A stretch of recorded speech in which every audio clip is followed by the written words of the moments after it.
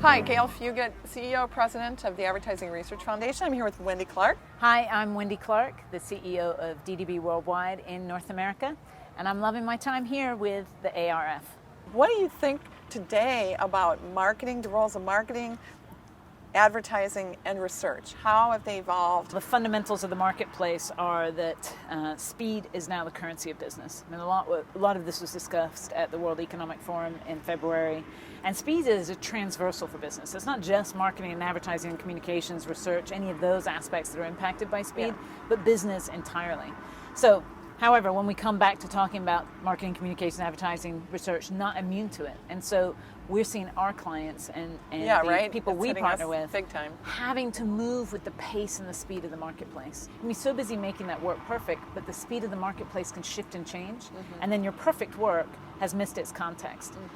And if you don't have the context, then there's no point in doing the work. The second thing then is efficiency and this sort of ongoing drumbeat for efficiency. So that combination of speed and efficiency are certainly the macros that are sort of now the environment in which agencies have to operate and succeed. So what's happened to poor creative? Well, the most recent example I point to is State Farm work. Yeah. We just launched an entirely new platform and campaign for them here for when things go right? A complete strategic shift for them to kind of say, look, what if the world was perfect? A real what breakthrough in the State insurance Farm industry, right? Yeah, as a marketer, when you can do hard-hitting product work that is steeped in your brand strategy, it's such a gift, it's such a win. And the work on the product level is informative, it's funny, it's memorable, it's everything that you want work to be. Impressive. So rest assured, creative is in good shape. Where did those ideas come from? It's not just our perspective, but a client perspective. And what nice, across different verticals. Yeah, and what you hear from them again and again is this need to evolve the model. We're really moving to a much different model. We've called it DDB Flex, and really that's about bringing all of the people and the smarts on the business together and to bear for that client, including the client themselves. And I think that probably is the most revolutionary and probably the most debated thing that we've done is actually embed our clients into our process. So we have to work together. I mean, we have to collapse a lot of these layers and a lot of this linear process and move to something that looks much more like interplay than linear process. Value to research at such a deep level. In the early 80s, Bill Wells was doing lifestyle work, and that was different than what other agencies were doing. Is all that still part of the culture of the way that you engage clients and connect them? And absolutely. Is that one of the biggest things and the biggest challenges now staring down every client is what to do with their data. Right. There's no client that is lacking data, but a lot of times it's not organized in a way that they can access and use it and learn from it and that it can instruct their business. And so it somewhat feels overwhelming. And so a lot of what we're working on now with our clients is a model where we're bringing that data in, putting it together with third-party data, putting it together with cultural insights, human behavior, putting all of that together and creating what would be sort of an intelligence hub, for lack of a better term. I like that. Right? Yeah. So the intelligence then at the core of the agency, and that intelligence then is informing everything we're doing. I wonder how you decided when to hold them and when to fold them. Yeah. One of my worst aspects is functioning and muscle memory.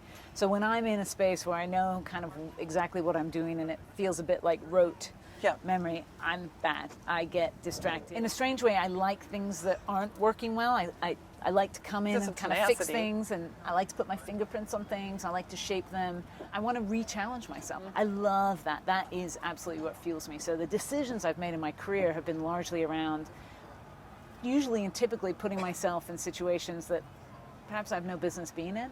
But I want to figure all it out. the business in the world challenge. being in it. Among a lot of people, that advertising today doesn't reflect the diversity that's in the population, and maybe it's uneven. So I'm very interested in your point of view about what's it going to take to even that playing field. In simple terms, it's going to take action and not talk. And talk is good, but action is way better. Our fundamental belief is the ability for every one of our 2,000 associates to walk through the door every day and just be their true selves. Be who they are, Be their whole selves.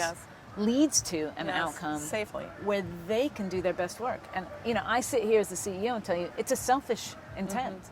because I want people to be able to do their best work. Right? Yes, it's of course the right thing to do, but it's also the right thing to do for business. People bring their whole selves to work. They're going to do their job that much better. Their work output's going to be that much better, and we're going to drive our clients' business that much better. I think there is, infinite opportunity and potential for us to take action. What's the word going to be, or the term, for the next 5 years? I think we've got to move from a conversation about data to a conversation about intelligence. I want to get to a much more actionable discussion about data. There's a lot of dialogue around, data is going to ruin creativity. I think that's crap. Intelligence will make our briefs better, our briefs will make our work better, and our execution will get better. So I think intelligence fueling creativity is a massive opportunity. Thanks, Wendy. Thanks. Thank you for having me.